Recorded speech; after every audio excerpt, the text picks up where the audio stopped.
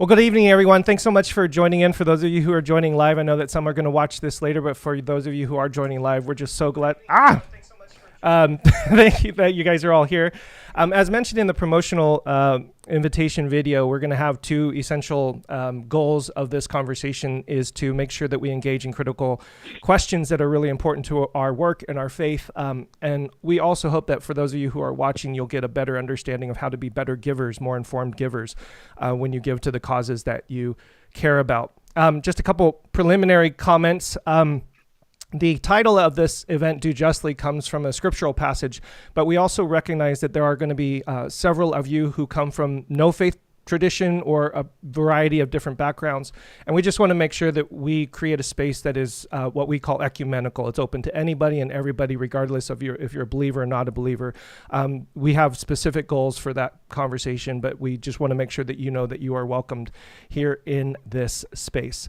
Last, we have a Slido presentation that is running right now, which means that if you have any questions that you'd like to submit to our panel, you can go to sli.do and enter in the event number 86177 and submit your questions live, and we'll take those towards the end of the conversation. For now, let's introduce our amazing panel who are coming from all over the place. What I'd like to do is just take a brief, maybe 60 to 90 seconds. If everybody would just introduce yourselves, tell us your name, the organization that you are a part of or leading, and your role within that organization.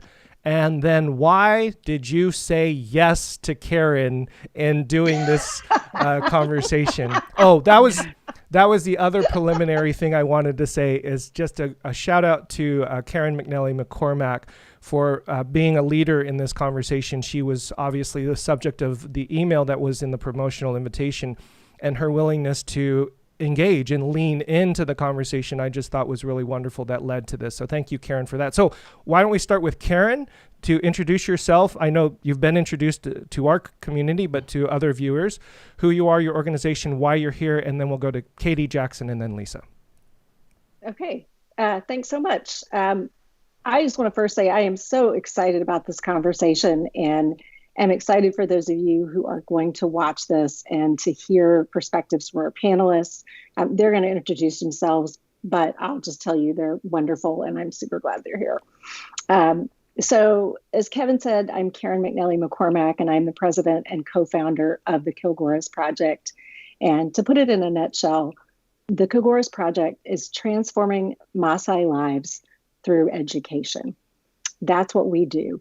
The nuts and bolts of it is we run a network of schools in Southwest Kenya focused on preschool and primary education, with the goal of lifting the students in our area and partnering with the local community to do that.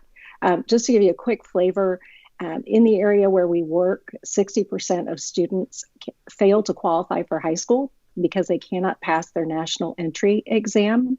And so we focus on those students, preschool and primary students, with the goal to move them on to higher education. We build schools where there are no schools, so kids can start at the right age. We have a holistic program, breakfast, lunch, medical care, clean water, so we take care of a whole student. And again, prepare them for higher learning. And if I can brag a little bit on TKP, or the Kilgoras Project, I love to tell you that 100% of our students move on to high school, and that we have had kids score in the top 1% of all Kenyan students on their national exam. So yay, everybody at the Kilgoras Project. Also wanted to say just a quick note for full transparency on the call. Just so you know, Delta Fund, which Katie will tell you a little bit about, has been a past funder of the Kilgoras Project. Imago Dei Fund, which Lisa will tell you about, is a current funder of the Kilgoras Project. And Jackson, I think, has bought lunch and coffee a few times. So it's all out there. Thank you, Karen. Katie. Yes, thank you, Karen. My name is Katie Boland, and I, for purposes of this conversation, I was telling Kevin, I wear a few different hats. So as Karen said, I am the co-founder of a foundation called the Delta Fund. We fund a variety of different organizations that are working to combat inequity in different forms. In the United States domestically, that takes the form of working on racial injustice. And then internationally, it takes the form usually of working to lift people out of extreme poverty, which leads me to the other hat that I wear, which is as I am the board chair of Village Enterprise. Village Enterprise is a nonprofit that creates economic opportunity for East Africans living in extreme poverty, those under $2 a day. We help them by helping them to start their own businesses and then connecting them with business savings groups that enable them to make more out of their businesses. So it's a pretty simple methodology to create them some economic opportunity. And yeah, that's it. Awesome. Jackson. Hello. Thank you, Kevin, for this, and Karen for inviting me. The name's Twesche Jackson Kaguri. I was born and raised in Uganda, and I run an organization called the Nyaka AIDS Orphans Project. Think of Kilgoras in rural Uganda. I think and we got to know each other later, but we work with children. I started this organization 20 years ago because of HIV/AIDS and the diversification and devastation that HIV caused in these rural areas. Our only difference is we work with children and with their grandmothers.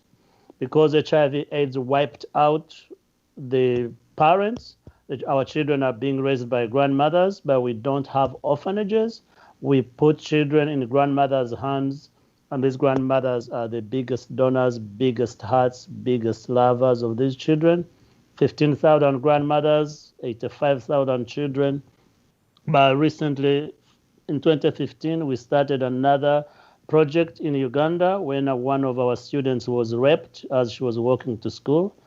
Tabitha started a program within Nyaka called EJA that works on sexual assault and gender-based violence. Those grandmothers and that program are our key transformational projects that we are doing and scaling. And for transparency too, Lisa has the same last name as me. We are not married.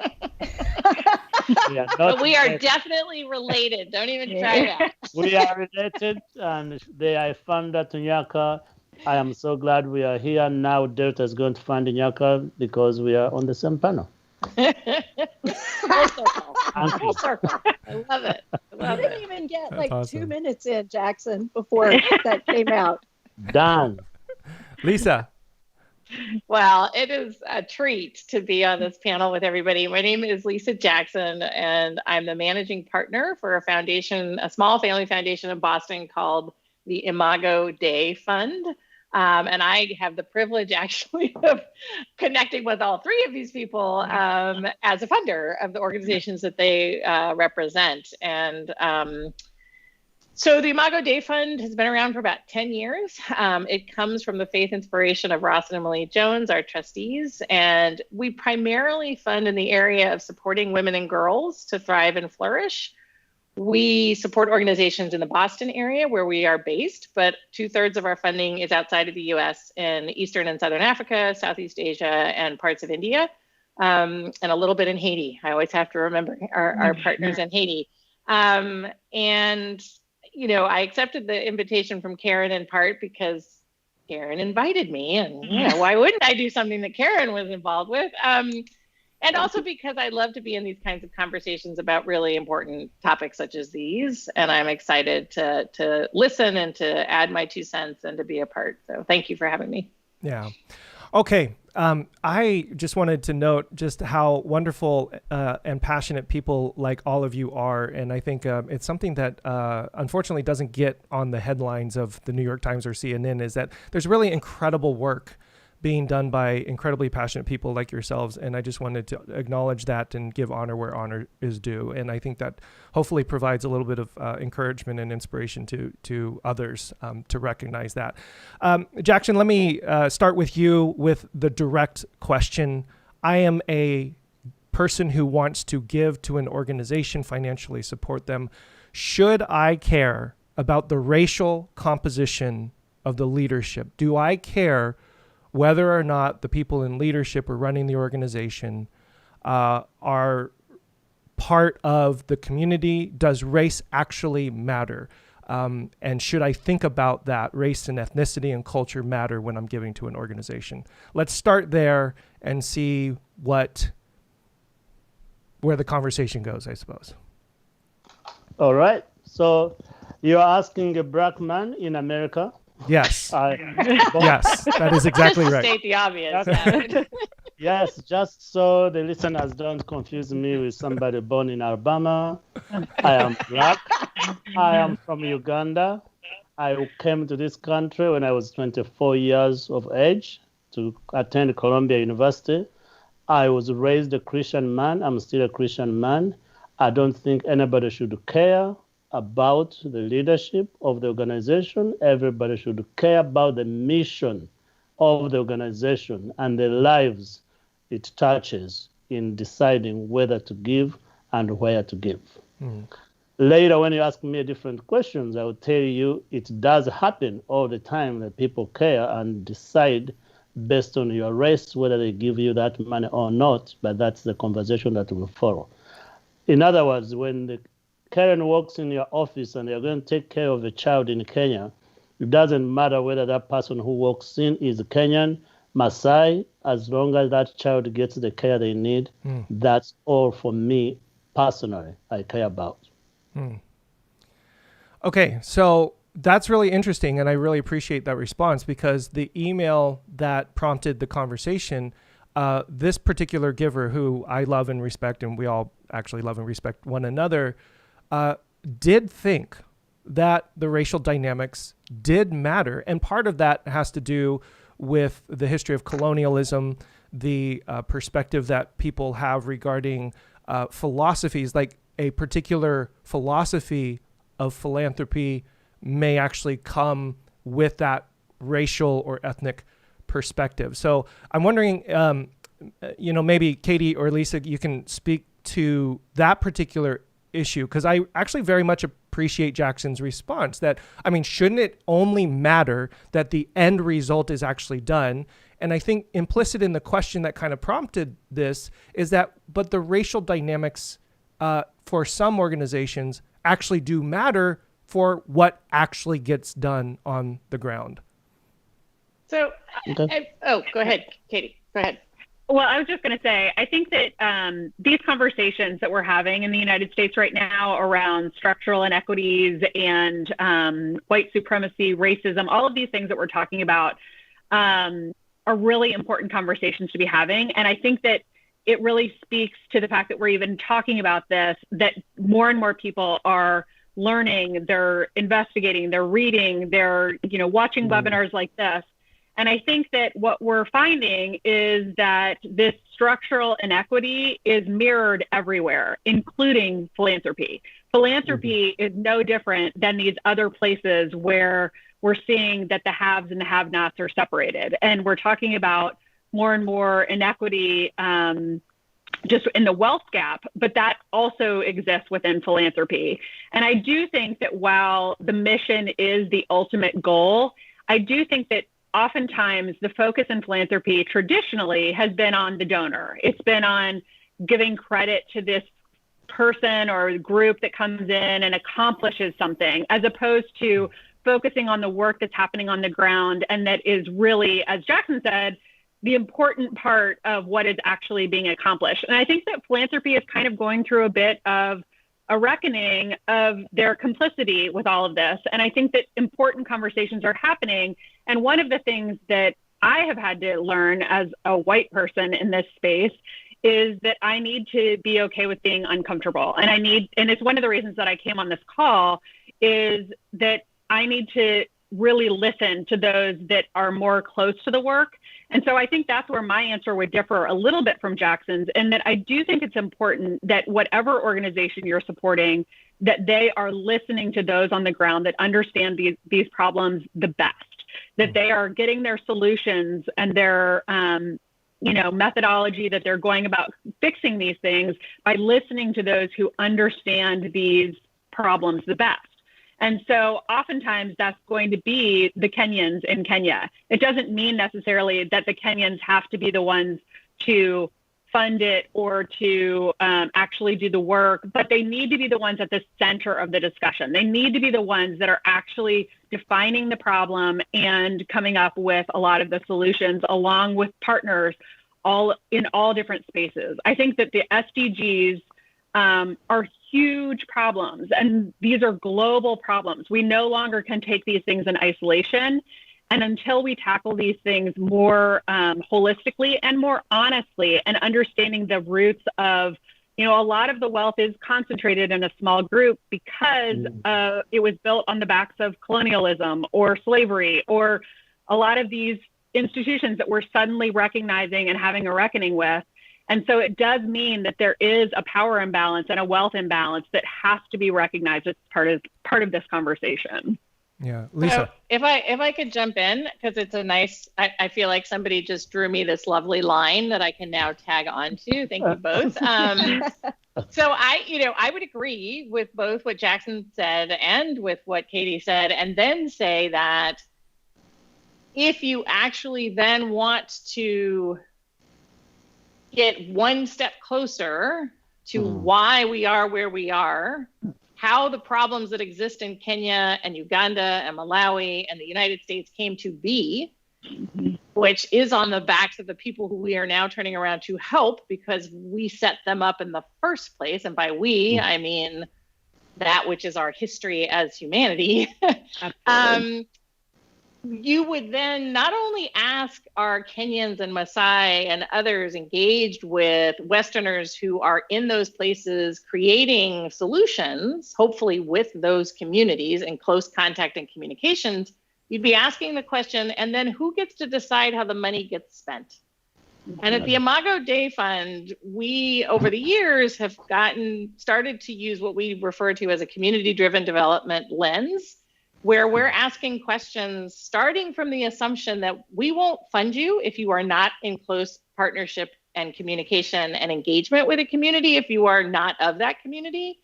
And we are actively pursuing funding folks who are in fact of the community, run the work with their community colleagues, and decide how the money gets spent. And I think that's the place where Katie was going when I heard her referencing some of the systemic work and some of the sort of deep historical work that is going to take us far past our lifetimes to fix, but is to acknowledge the power differential. And so when people ask the question you just posed, Kevin, I, like Jackson and Katie, believe that people closest to the problem are closest to the solution. And if you want to make a change that's actually going to stick, like on into generations beyond your lifetime, the best way to do that is with the people who live it, because they will be there long after you're gone. And that is your best option for sustainability. And so one of the reasons we love working with Village Enterprise and with the Kilgoras Project is because as we understand it, the work that they seed becomes like trees in those places, right? So if Karen and Katie decide to move to Fiji and take a vacation, the community there with them has built something that is sustainable. And of course, the reason we support Jackson and Tabitha in their work is because they are that community, and they will be there, as will then all of their work over time. So it matters. I think it just depends on what you're trying to address in your philanthropy and then how to answer that question. And everybody kind of comes at that a little different. Yeah, and give Karen... I want to give Karen a chance to jump on in. Lisa, I just wanted to put a highlight under those who are closest to the problem are closest to the solution. I just wanted to highlight that line. I'm taking mental notes in my head because I thought that was a great line. Karen, please. It's the tweetable moment. It's tweetable, there you go, Jackson. I love it. You're down there. I would add kind of more to the same thread of thought of that it's really about representation on the ground, that's what's important. And I'll just give you an example. I mean, for the Kilgoras Project, we could say we hire all Kenyans and only Kenyans, but if those people are Nairobi city people from a majority tribe, they are not representative of the community we work in, a rural, marginalized small tribe. And so looking at that representation, the people on the ground, the proximity to the work is what's important. Yeah. Oftentimes I also flip this for people, and I give them the example of themselves and their community, and the idea that somebody from, Jupiter was gonna come to your house and your neighborhood and help you fix, the poverty you are experiencing because you are not paid well for the work that you do.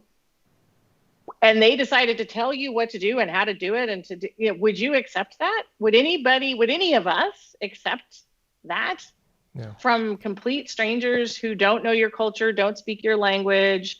And so it's also a question of, I think, maintaining a sense of dignity and agency in your relationships with other people, so that you always go in with the, I am not you, but I am with you. And I can't know you, but I can be with you. Jackson? Yeah, that sense of dignity, Lisa, for me is what is really, really on the central part. And if you heard how I introduced Nyaka, I say the biggest donors for Nyaka are the grandmothers. Yeah, and many times when somebody asks our organizations who are the stakeholders, they list the board members, the biggest donors, how much money they give. We forget, for us in Nyaka, that 85,000 children live with grandmothers every single day for the whole year. If you computed how much money this grandmother is using to feed that child, how much grief they are going through when the kid is sick, that computation, nobody gives us that money. Zero. Yeah. So the dignity of these grandmothers is huge. But Kevin, also, if you had asked me the question that, does that happen, what you asked me? The answer is yes. Yeah. And it happens a lot. And it happens because of the highlights that Katie highlighted there, going back into colonialism, going back into racial issues here, going back into who you have as an alumni, who you reach out, who will give you an audience, who will sit with you after the meeting is done in New York, where people are going to meet after the meeting is done, where decisions are made, board meetings, who sleeps at the house of the donor. Yeah. All these factors go in and determine where that money ends up going. Well, but again, I want to take back my point. As long as the Maasai kid gets educated, we are breaking the cycle of poverty, which was created by colonialism. As long as this kid can grow up and one day get in the boardroom, maybe then we end up with a list at Imago Day and decisions are made differently. Well, and I'm always looking for kind of these fundamental paradoxical principles. On one hand, focusing on race can lead to detrimental effects when you bring colonialism into your philanthropy work, right? Because you're bringing a white, westernized view. But in some ways, that same, a very similar racial perspective can also be detrimental in that you look at the organization and all you see is the color of the leaders and not necessarily the work or the way in which the institution is governed, kind of like what you were saying, Jackson. Even if the organization is being led by somebody who happens to be white and Western, if they embody the fundamental ethics of being of empowering and dignifying those with whom you're working, you can't ignore that as well. And if you only see the racial dynamics but don't dig further into that particular piece, okay, but Kevin, back it up. Yeah. Okay. So bring it. I was with you.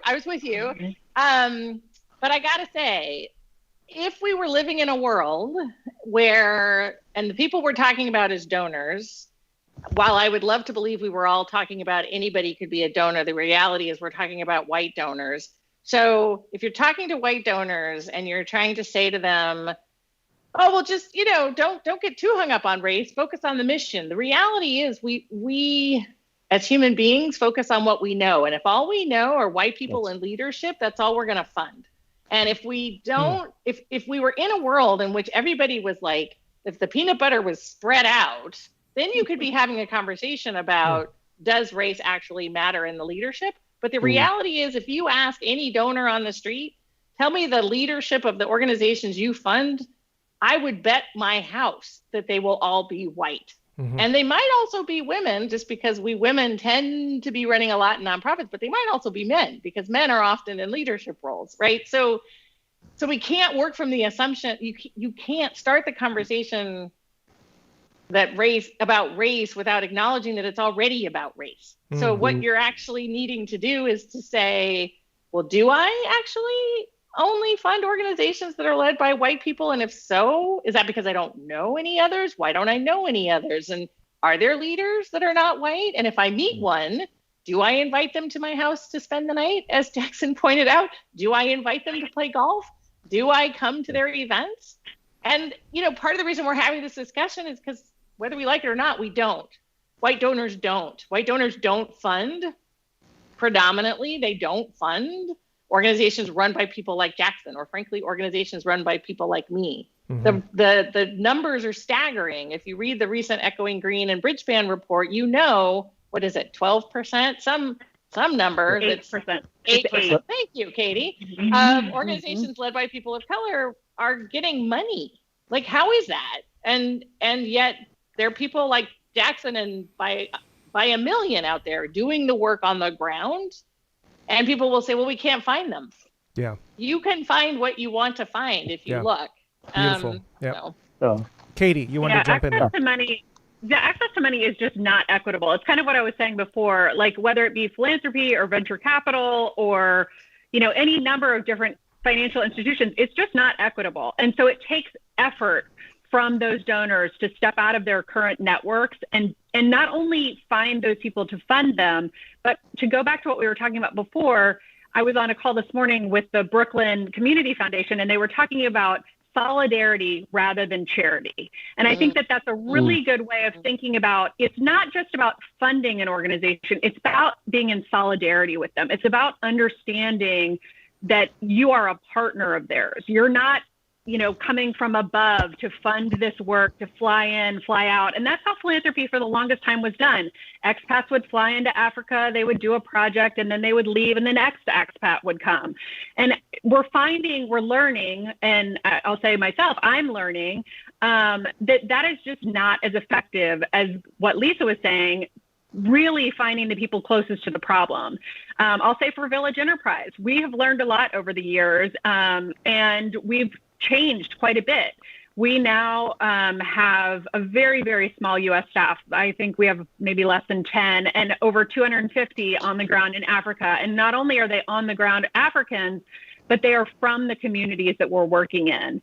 And they know those dialects. They know those people. They know the network. They know who does what and who talks to who. And that's really critical. We, for the longest time, would have someone on our development staff who would be, say, a new college graduate who wanted an experience in Africa, and we would send them over to just take pictures and just, document stories. And they could do that. But now we've hired an African to do that who's from the community. I can tell you our pictures are different. Our stories are different. It's not the same thing. And so by really letting the people who are closest to the problem be part of the solution, it really does make a difference. So while I can say, I think it really is critical to look at how much are these partners in solidarity with the work and how much are they just an external funder of the work. I think it requires external funders certainly to do the work, but to actually be the people that are coming up with the solutions. Again, Village Enterprise, our solutions are coming from the Africans. Our, the ideas are coming from the Africans. That's who is needing to do the work because that's the way you do it well. Yeah, thank you so much for that. That's really beautiful. Lisa, you had a blog post, Truth Telling, Ours to Do. In it, you quoted the National Committee for Responsive Philanthropy by saying, quote, "Philanthropy must do more than just recognize that we are a nation built on stolen land and labor. It must spend its own social capital and resources to make this better world possible. The only acceptable ROI is justice." ROI being a term, of course, return on investment, is justice. Yes. Can you help the everyday average funder? I work at Apple, but I want to give my money to you. What what is the definition of justice in that sense? And what should I be looking for when giving to an organization? Okay, don't ask a simple question or anything. I mean, you know, I have that answer off the top of my head. You know, when so there's a lot in what NCRP is talking about. I deeply believe that it goes back to truth telling. I think one of the most important things for all of us to do for ourselves and for the people that we seek to be in partnership with, seek to help, seek to be with, is to tell the truth. So the first thing I would say and I've had this conversation with several people I walk my dog with who will ask me, because they know I'm in philanthropy, they'll say, what should I be doing? How do I do this? And I'm like, well, why do you want to give? And I think that's the most important first question anybody should ask themselves before they write anybody a check. And be honest about it, right? Be honest. Like, I want to give because I have money, they need money, and I think what they're doing is really important. Great. Then by that logic, right, you don't dig deeply into it. You kind of, to Jackson's point, it's the mission that draws my attention. I want to write a check because I think it's important. Now, remember, with that perspective, you don't get to ask for much. You don't get to then call and say, you must build a building in my name, or you must spend 20 years on a proposal for me for my measly $25,000 check. Like, no. You don't get to do that. You just get to give because you think it's important. Yes. If you are a donor, though, who is seeking to address, and we've been having this conversation a lot lately, want to address something like racial equity, or you want to address and like, you know, I want justice for people, then you really need to dig into what that's about. Is that about you and your own guilt and your own sense of responsibility and your own sense that you know how to fix it? And if you do know how to fix it, I strongly encourage you to go run a nonprofit and give it a try. But 10 to 1, you don't know how to fix it, right? But you know it needs to be fixed and you're passionate about it. And you want to give in a way that you think is going to make the biggest difference. Then you have to do your homework.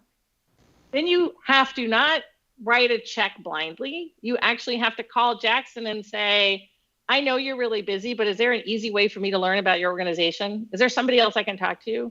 You know, because Jackson's busy, so you're not actually going to call Jackson. You're going to look on his website, and you're going to read everything, and you're going to ask people, and you're going to dig into it to then sort of say to yourself, is my money best spent this way?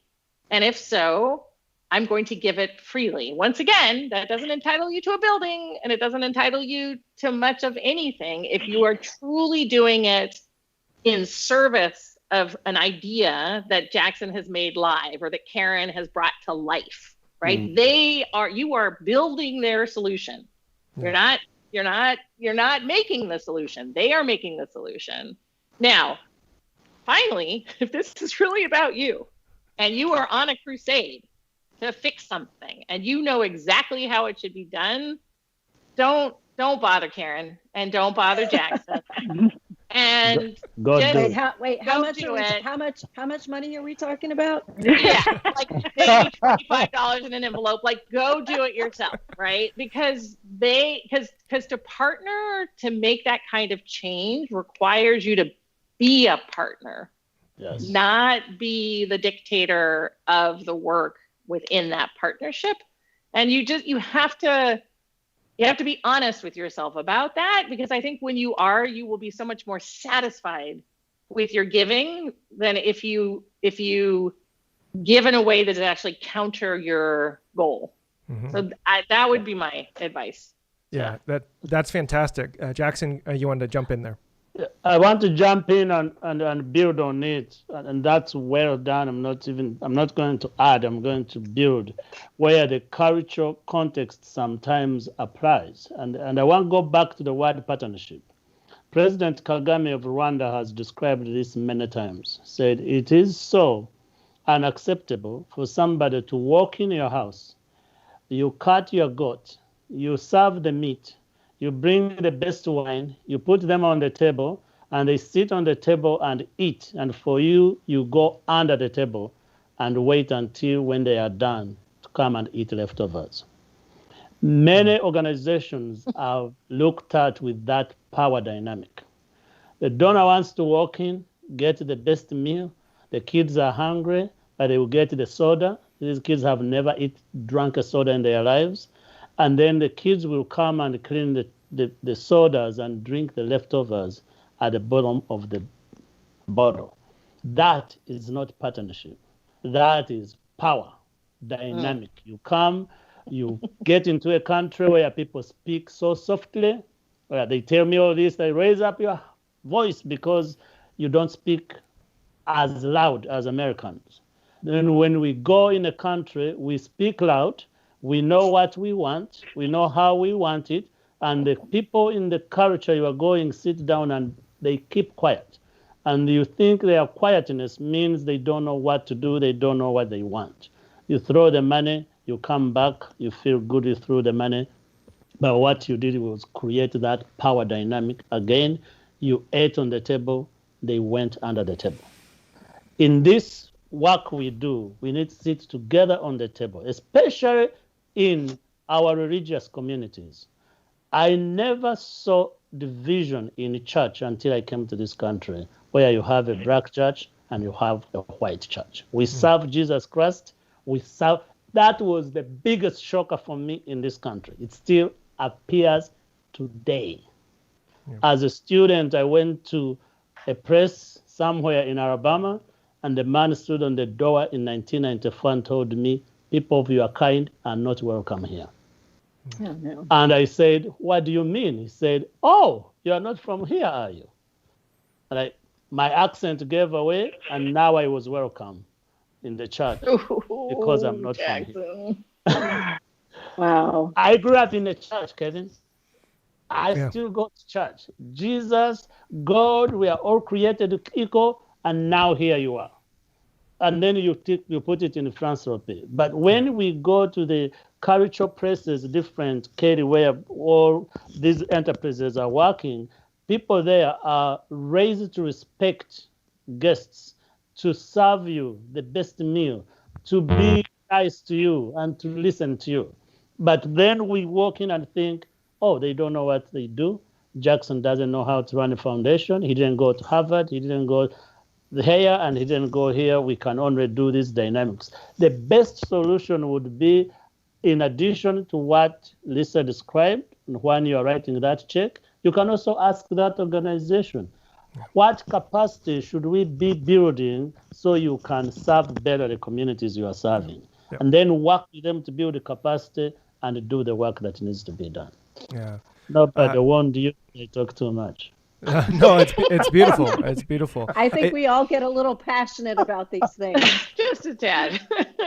Yeah, there's no harm in that. I mean, this is just to put just a fine point on it. It is possible to be a donor to a philanthropic organization and be the one who essentially wants the credit for that. It's that thing that people like Lisa. Your question, why am I giving in the first place, is such a simple but profound question, because, and it's really, I don't even want to ask what you guys think about people getting their names on bricks in buildings of donations, right? I mean, I can already imagine, that, right, exactly, because that speaks into this culture that the donor is actually the one that's uplifted, right? And you guys are all speaking, obviously, against that whole mindset of things. And we, that was one of the things that we had talked about before, is that the power dynamic is this critical element in this work. Katie, you want to jump in there? Yeah, I just want to add, though, I think that a lot of donors listen to Lisa's question and they say, oh, well, I need to spend more time on it, and and then they get busy and they end up hoarding their money and not giving it away. And so I do want to say that I think that for a while, philanthropy worked, that there was this power imbalance, and people would give money and they would get accolades and they would get plaques and they would give them money. And that's how it worked. And now that we're saying to people, ask these hard questions, be in relationship, trust organizations, I do think it's tending to cause this inequity that I was talking about outside of philanthropy to start happening within philanthropy. I think there are donor advised funds, there are foundations that are seeing the 5% minimum that you have to give as the ceiling rather than the floor.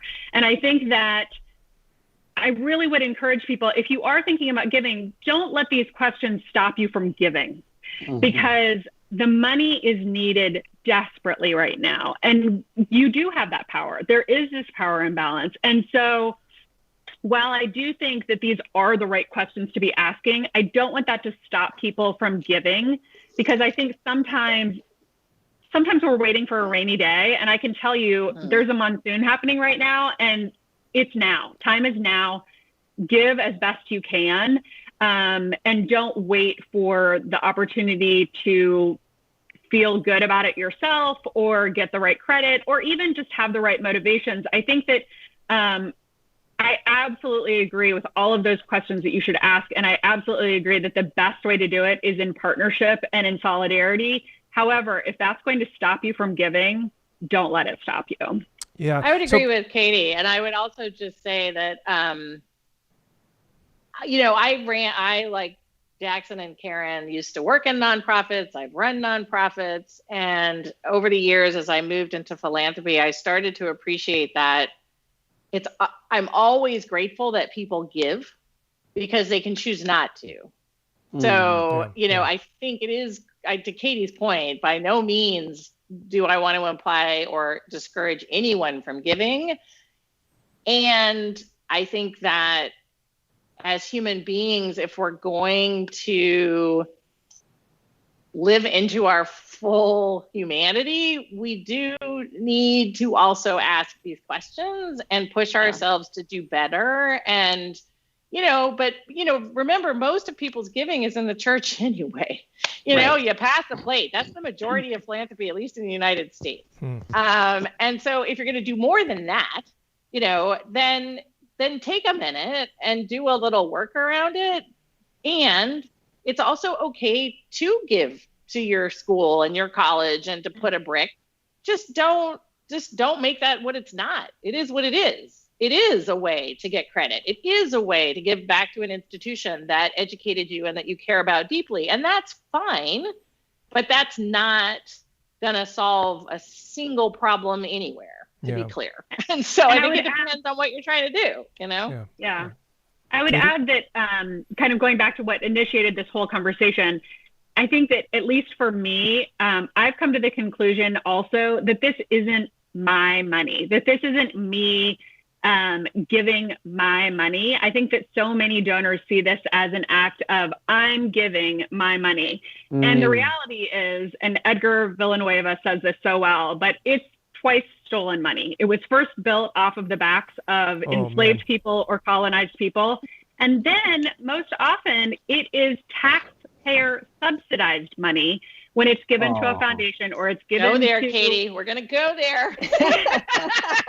I'm a white person. I have to acknowledge this. I think that this is our money. Anytime you get a tax subsidy for this, it is no longer yours. It is our money. And so it should be given in ways that benefit society, not necessarily just things that, are going to benefit your child or your this or whatever. But I think that it's really important to acknowledge that you're not giving your money. And it takes a lot of education to get to that point. But I think that these are the conversations we need to be having. I think that's so brilliant and what you've just asked is a pretty high hurdle, which is brilliant and wonderful. I love it. But it's not high, Kevin. I'm talking psychologically. It's not high. It is so low. If you are a family, if you are a foundation, you are only required, if you have an endowment, you are only required to give away 5% of the interest earned on that endowment every year. 5%. What and that can go to your family members or your overhead. What are you doing with all that money? What is the deal? And why are you not? At the Imago Dei Fund, I don't even know what our percentage is. We give away as much of it as we can, easily 20%, but we don't actually we don't sit around and ask ourselves, did I hit my 5% Well, mark? But there are lots of donors that do. Can we be clear? I mean, you're speaking as an organization that funds other philanthropy. Is that correct? That funds nonprofits. So, right. But if you have even if you are an individual donor, right, and you have some form of endowment, there's people give the general guideline. That's what Katie was speaking of, which is that you only have to do minimum amount of payout, right, when you have money you've set aside for philanthropy. So I apologize for maybe a misunderstanding on my part. What I heard Katie was saying is that the money that's in my bank account, like me as a personal donor, is not my money. It's our money, like the money. So I think there might be a little bit, I might be misunderstanding. Oh, no, you're not. You're right. You're right. That's what she meant. That's what she It's both. It's both. Well, and I think that comes back to some of this issues as we wrestle and we start to change the terms of a conversation. If I'm giving charity, that's stuff we do to people, right? That's stuff, those poor people over there, those sad people over there, those disadvantaged people over there. If I am a partner and my money, my giving is part of the whole partnership of a mission and a vision of change, then that change, that frees my perspective, that opens my perspective, on how much I give and when I give and what questions I'm asking and how I look at this whole thing. I know we're going to get to some of these other questions about giving and looking at, but it starts to change the way we think about the money. Mm-hmm. Yeah. Actually, Jackson, before you jump in, I know that there's some people that have jumped on, and I just want to remind people we're going to take questions really quickly from the Slido. So if you have any questions for the panel, please make sure that you submit them to the Slido. There's the number there, the event number 86177. So please make sure you submit those, and we'll get to those questions in just a few moments. Jackson, please. Yeah, I just wanted to, I'm going to speak from the Christian point of view. I tithe 10%. Just like Lisa was saying, if you have an endowment, you're only given 5%. In addition to tithing, as Christians, we also asked to give an offering. So tithing, I never ask questions, what is going to do, and what's going to go in the church and do work. If I'm going to sit down for my income and write $5,000 check for offering, then that's when I'm going to ask the board, what do we need? The heater went out. So when we speak of these conversations, and Katie, you are right, tonight everyone who's watching can go and write a disposable income check, $100, $50, $20, depending on how much money you have for disposable. But if you really want to now go in and understand more of what an organization is doing, do what Lisa said, go on the website, say, I want to know more about these grandmothers or these children in Kilgoras. And for many, many, many years, especially when we are giving to the continent of Africa, now I'm going to speak as a Ugandan man, we have given money because we feel sorry for the people. Mm-hmm. And that needs to change. As a fundraiser for Michigan State University, we never issued any brochure that had a sad student in order to create an endowment for them. Yeah. But the Sudan kid has to be dying for you to write a check. Why? Why should the human body in Sudan be supported only when they are sad, and the one at Michigan State be supported when they are happy walking to a library? So the dignity of people I was talking about goes back to this whole picture of we are created equal. The kid in Sudan, the person who's taking the picture of that kid is wearing 3 levels of clothing. They still take the picture of the kid naked. Would you put your child on the day they are going to take pictures at school and take their picture naked?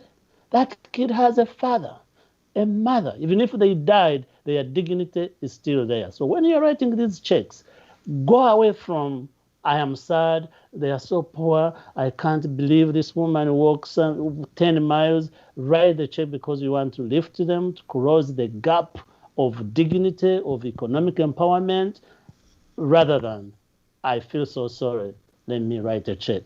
Yeah. But Jackson makes a great point there. Yeah, in doing your own vetting and doing your own homework, looking at images is a great way to check that out.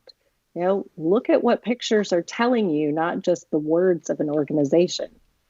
Jackson said, if you see the naked child in the dirt, versus, maybe what we would do at the Kilgoris Project, we wouldn't show you that, because you're right. It's doesn't show dignity. It doesn't recognize the humanity of our students and the needs of our students, right? I mean, I think that's another point when we're starting to vet as donors, that, check that out. What's the social media telling you? What are those pictures on the website telling you? Yeah. I want to ask what I'm afraid to call a simple question, because I know it's not going to be a simple question, but there's this is purely selfish on my part, because there's an idea that has begun floating. It's gotten popular and is getting advertised, called 100% giving.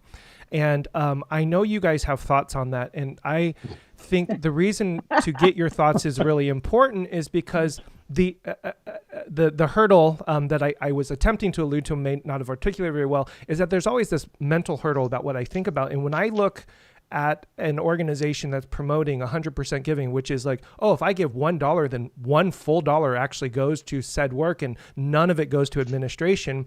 I want to hear from you guys, what is,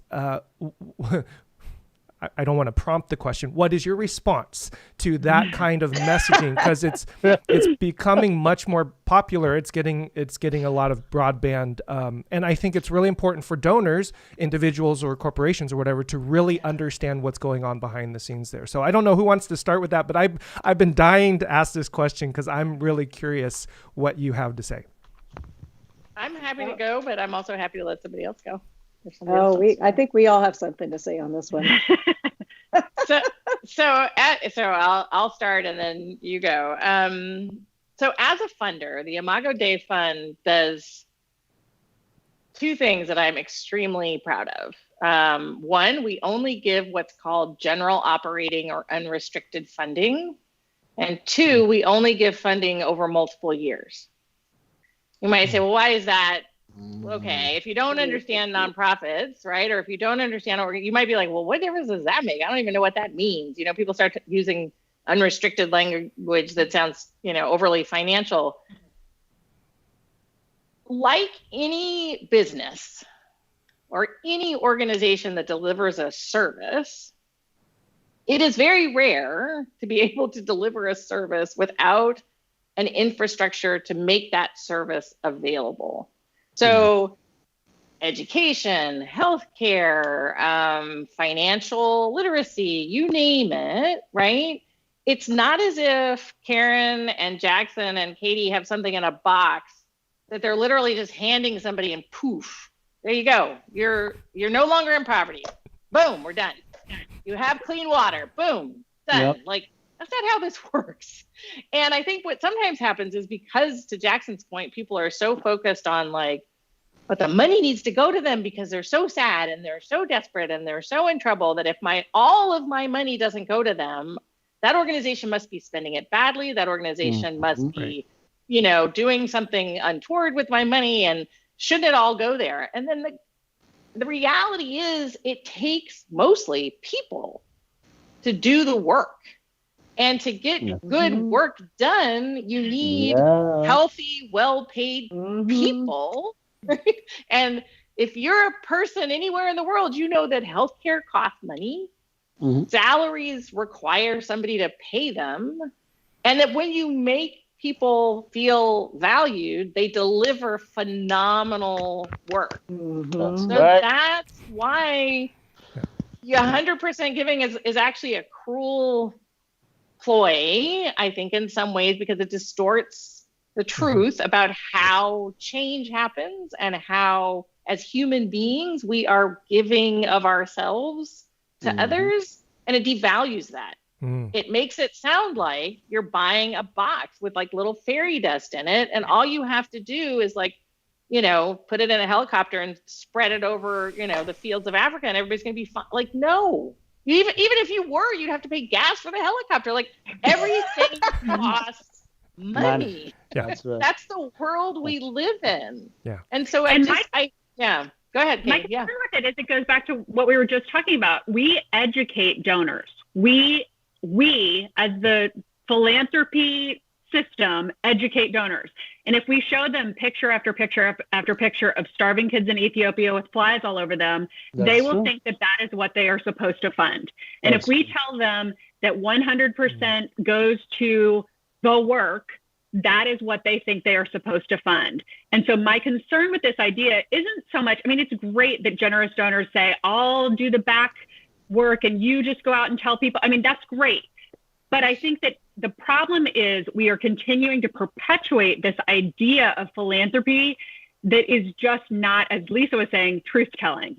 And we really need to be telling the truth of all of this. Now, granted, there are organizations that, you know, have a room full of McKinsey consultants who talk about solutions for Africa, and they spend all this, you know, yeah, there are groups that don't actually put money into the work. And that's where, if you're really concerned about it, you know, a Charity Navigator rating is one piece, tiny little piece. Again, we've educated people. You go there, you see the stars, and you have the whole story. No, you need to look beyond this, you know, run a 990 through a machine and suddenly you know if they're making impact. No, that is not the way this works. And so I think that there is an element of truth telling that is my issue with this 100% myth, I guess I would say, is we are educating donors about something that's not the truth. Yeah, beautiful. Yeah, I mean, if you go to say if you go to a restaurant, right, for your beautiful Instagrammable meal, you would never think that, you know, the price of your meal did not take into account the cost of the electricity bill and, you know, paying the payroll and the bookkeeping service, right? I mean, we know that's a part of business. So it's kind of a really false construct that somehow nonprofits are not supposed to operate or mythically do not operate like that. You know, in fact, I as a donor, I want to fund somebody with a robust back end, right? I want to fund somebody that pays. Because you want the work to be there, right? Yeah. Right. Yeah. I want somebody who pays for professional development. I want somebody who provides benefits, right? I want somebody who invests in good software. Yeah, because it's that's the way we build organizations. I wanted to add one more thing because I had another just quick point to make on that. Some of you guys will know a blogger in our industry, Vu Lee, who has a blog, to give you a flavor. It's called Nonprofit AF. Writes a lot about these things, and he makes a point and said this: the more people worry about overhead, the more overhead it creates. Exactly. Tracking and reporting requires staff time, accounting software, healthcare to deal with the migraines. These are all overhead. If funders and nonprofits want overhead to go down, then give general operating funds and stop forcing us to use overhead to track overhead. Wow. That's brilliant. Jackson, really quick, and then we're going to get to the questions. Yes, I'm going to make this quick because I'm going to play the devil's advocate a little bit. While the small nonprofit organization like ours represented here, every point we have made is applicable. Some of these donors also have been exposed to organizations that duped them into the money they were going to give to go do something to feed children on the continent of Africa. And what did they turn around and do? They bought a helicopter, they bought a 4-wheel drive for the president of Uganda and their cousin. So some of them have been experienced like that. But to both your points, Karen and Risa, any organization that claims they don't have overhead, they are lying. They're lying. Somebody else is paying for it, even if it is not you. So if yours is being subsidized by another person, Imagode gives us money that is non-restrictive and we put it towards overheads, and your 100 goes, you still combined, you have done it together. So this thing needs to be, I like that blogger, I need to read that blog and tweet He's broke. All right, He's we've great got if you don't follow him. Yeah. we've Yeah, got a go couple of ahead. questions that came in. I'll start with the most recent one that came in because I think it's a pretty easy yes. If it's important for an organization to pay well, do excellent work, feel valued, shouldn't we look at the composition of staff so that the general operating funds are investing in the community? That's the question. I'm Yes. presuming there's an affirmative there, given what we've Yeah. everything we discussed. Yeah. Yeah. The other one that came in, which was a question that I had. So if Charity Navigator is not a good one-stop evaluation tool, what other objective tools can we use when researching nonprofits? And then we'll get to these other ones that got upvoted here. Yeah, is there a good? There are several ones. You can Google the organization yourself. 990s are there, prepared. Again, that is overhead money that is preparing the 990s to get them in press. You are welcome to ask an organization. Ask the organization yourself. And interview the leader. Interview the leadership. Ask them how they use the money, where they are struggling to raise money, and support them where they are struggling to build the capacity, so you don't have to have an inks in your stomach. So I have a question. If I wanted to find somebody who could detail my car, how would I find that person? How would most of us find somebody to wash my fancy car? Now you might say, Google and Yelp. I might do Google and I might do Yelp, but who am I likely to thank you. I'm likely to ask a friend. Mm-hmm. And so I'm not sure. I get what the question is about. And yes, you can find lots of, quote, objective measures. But this goes back to my original question is, well, what answer is going to make you say yes? Because I can find you the answer so that you'll say yes. But if you don't even know what you're asking or why, then you're going to go on a really serious fishing expedition. And I think, again, if part of what you are doing this for is because I want to make a difference in the lives of children, let's say that's what you say, then go talk to people who work with children and ask who's making the difference in lives of children. Don't ask Charity Navigator. They have no idea. All they know is what somebody typed into a blank space on a computer screen. Right. But anybody in your church who's giving, 10 to 1, there's somebody in your church giving to some organization somewhere. Ask them, where do you give? And then build your own understanding of what's out there from there. Yeah, that's really good. I will say it's tricky. If there aren't the resources that there should be, there aren't the resources that there should be actually looking into impact and looking into results and looking at the mission, as Jackson was saying. But I would say my answer that I've learned is be curious. Just be super curious and go beyond your network.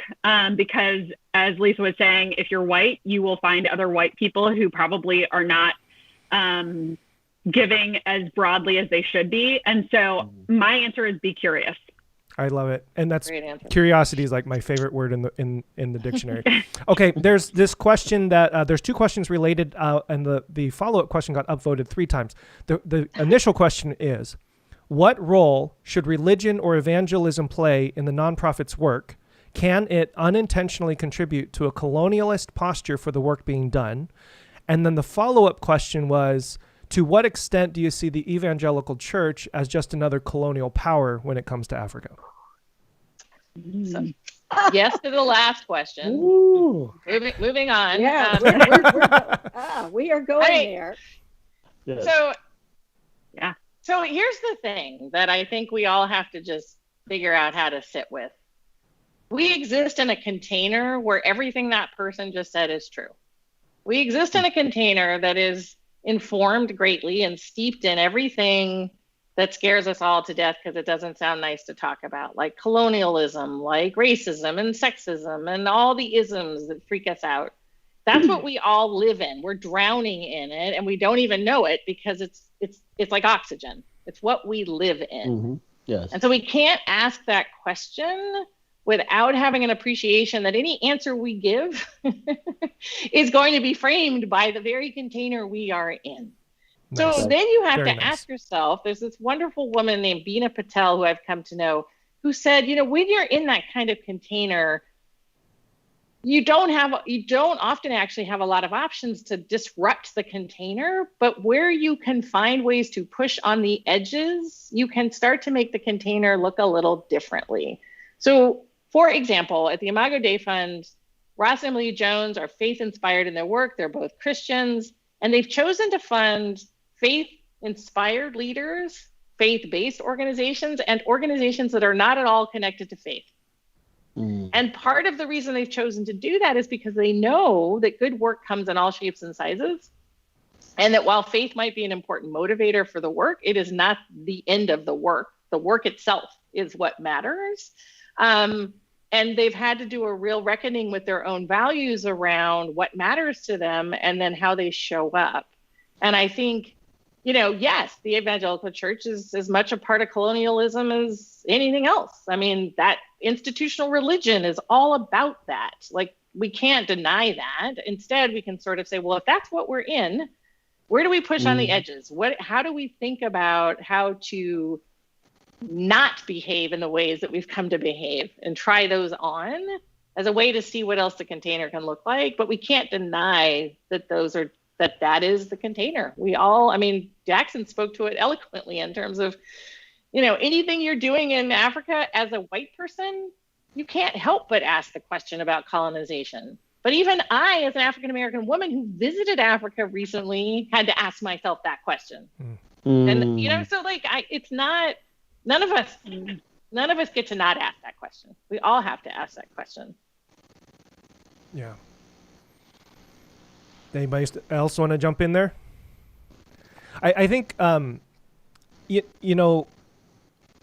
part of the hurdle that I think that I was attempting to articulate is even that posture. Again, the resources that I have being Western and being in America it comes from a place that I have to recognize. It comes from, an imperialist or colonialistic place, which is what is the mental shift from this being my money to being our money, or the mental shift to recognizing that even the opportunities that I have to give itself is a result of all of this history. And by not recognizing that history, I'm doing a detriment to the reason, the rationale, and the answer to the question, why am I giving in the first place too? So, I think that would be an amazing paradigm shift if people could get there. I may turn the first part of that question on its head a little bit, in terms of, I think what doesn't necessarily, this question about, evangelism in organizations, to a question of justice. And if we're not looking at a lens of justice, right? And in Spark, one of our values is gospel justice, right? That's the work of God, the work of the church. And that if we are giving to works of justice, that is spreading God's message, God's love, God's acceptance, God's call to humanity.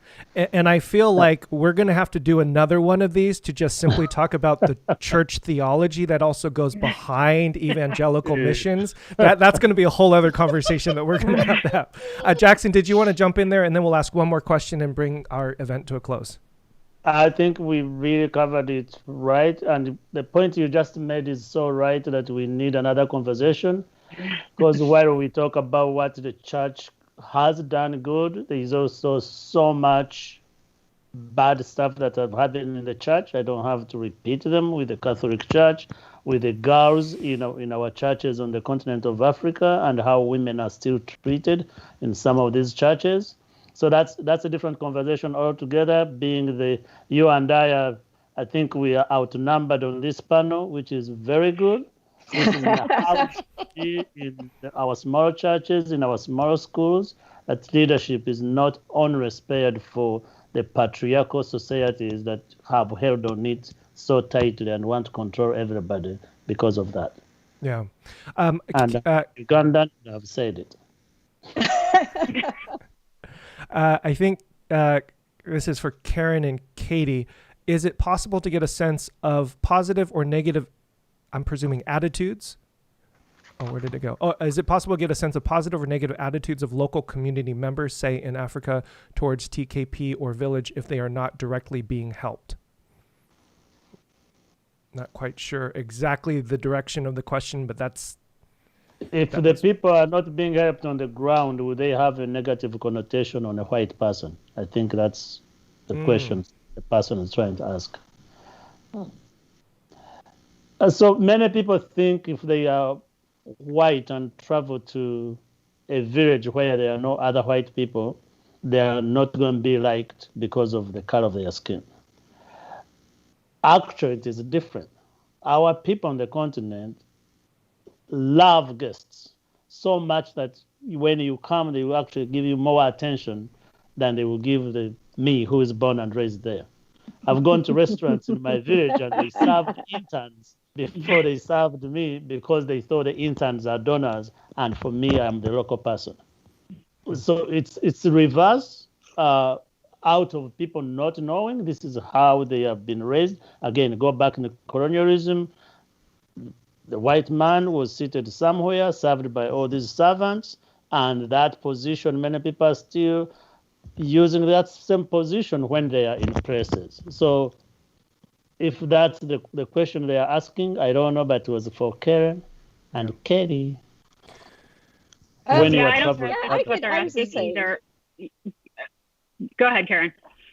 I was going to say, I think there can be a tension, and I think that's what's really hard about doing this work is that it can't meet every need, that there are many needs out there. And, when I'm in Kenya, Jackson is right. I'm shown great deference. I am, if people honestly, that it humbles me, sometimes we'll wait hours to talk to me, to meet with me, we'll walk miles and miles, to meet with me and, ask questions like, hey, can you build us a clinic?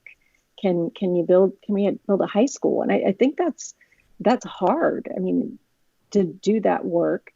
And then, also for us internally, thinking of these issues of, how deep or how wide, and when we have the ability to expand, where do we go? What's the next community we might build in? So I don't know that I have a great answer, but I'll acknowledge that there's absolutely a tension. Yeah. Well, we're coming to the end of our time. I want to give all of you this last question to close us up, and then we'll put a final pin on it. There's people watching who are interested in learning, and this has been incredibly enriching and insightful. I so appreciate it.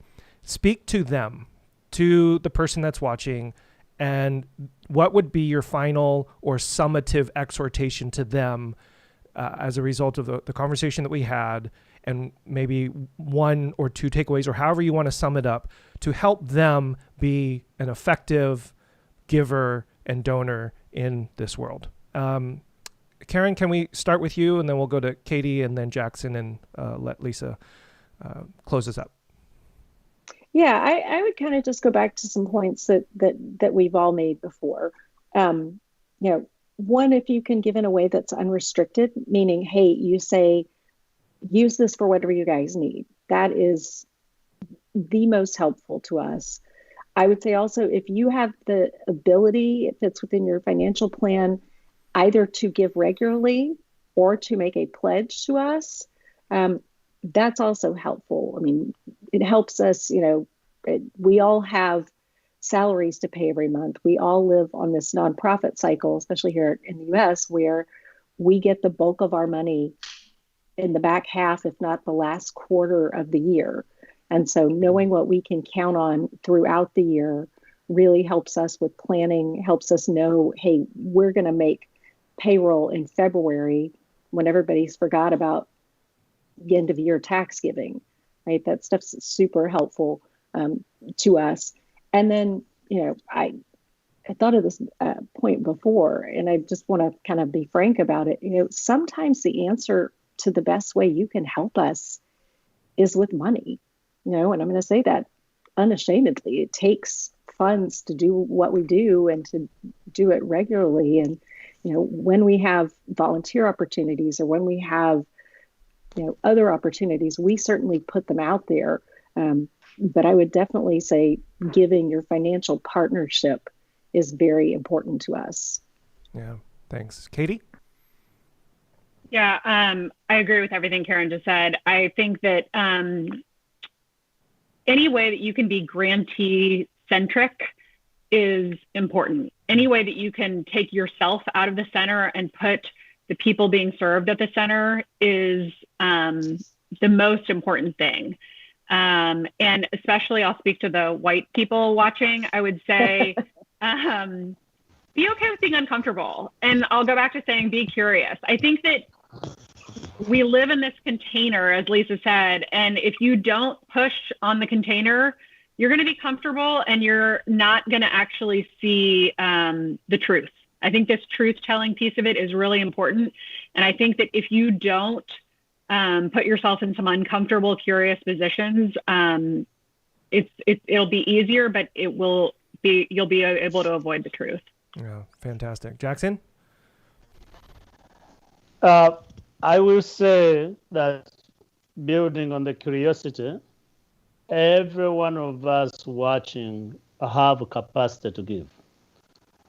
So my encouragement to you would go be curious, find the cause that is important to you and is making a difference you want to see in the world and support it.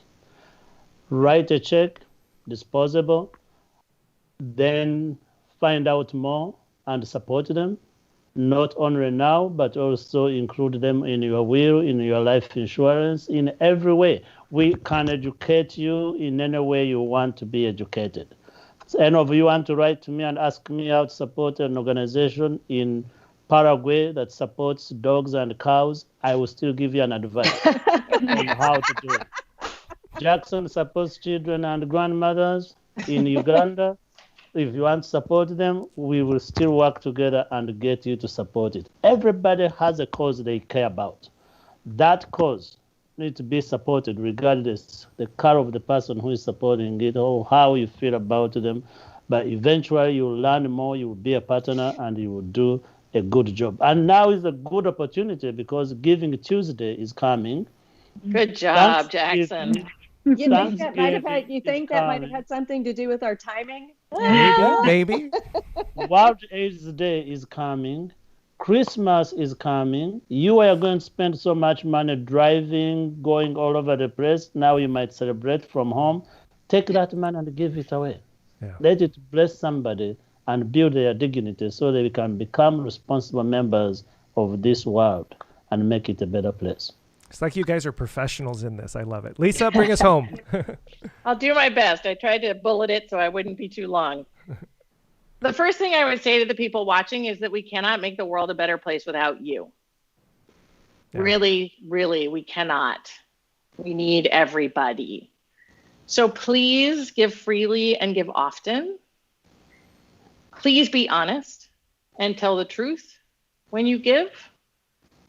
Please be curious. I really want to, that for sure is going to be our tagline from this call. Trust yourself, trust other people, trust other people to know what is best for themselves, like you trust yourself to know what's best for yourself. That's fine. Practice something called radical empathy. And I want to encourage all of our viewers to read a book by Isabel Wilkerson called Cast. And at the very end, you can skip the book to the end and read about radical empathy. And then lastly, do you have that book? There we go. You're welcome, Isabel. And then lastly, I would just say, be human. This is about being deeply, deeply human from soup to nuts. And as long as you're doing that, you're going to get it right. I cannot thank you guys enough. This has been incredibly enriching, insightful, at times uncomfortable, but I think we covered a pretty good, solid foundation: race, power, colonialism, all of the aspects and the philosophies of the giver, the administration of how nonprofit organizations work. It's been absolutely incredible. I give you my heartfelt thanks. And I'm also just so encouraged at the work that you all are doing, and that there are people, again, it's the same thing that I started with, that there are people in this world doing phenomenal work who are incredibly intelligent and gifted and thoughtful at the work that they're doing and truly making a difference. And so why wouldn't we want to give you all of our money? So let's end on that.